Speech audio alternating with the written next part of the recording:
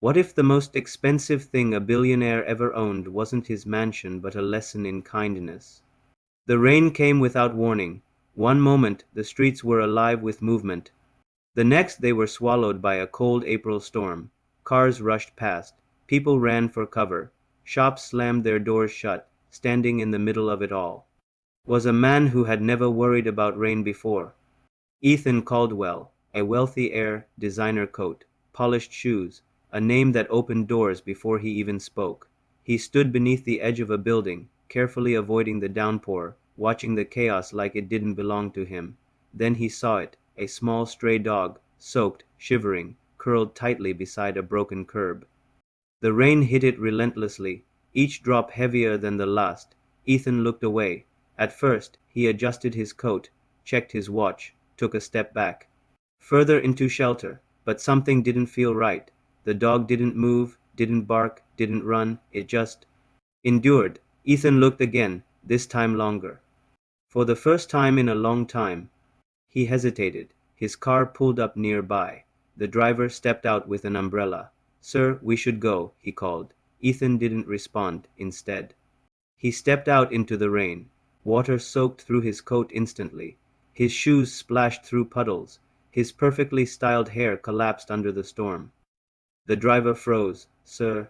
But Ethan kept walking toward the dog.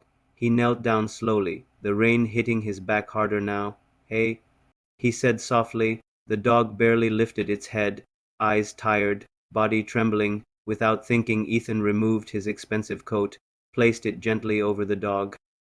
The fabric darkened instantly, ruined, but the dog stopped shaking, and in that moment something shifted. Here, a voice said suddenly. Ethan looked up. A woman stood beside him, holding an umbrella over both of them. She wore simple clothes, rain dripping from her sleeves, but her eyes calm, kind. "You'll both get sick," she said softly. She knelt down beside him, without hesitation, gently lifting the dog, cradling it carefully. Ethan watched her, confused, curious. "Most people walk past," she said quietly.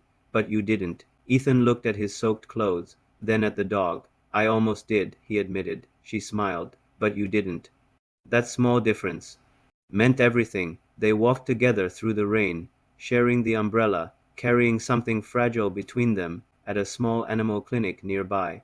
They stayed, waiting, talking, laughing quietly between moments of concern for the first time in years. Ethan wasn't being treated like a name or a bank account, just a person. Days later, the rain was gone, but something remained. Ethan returned to the clinic.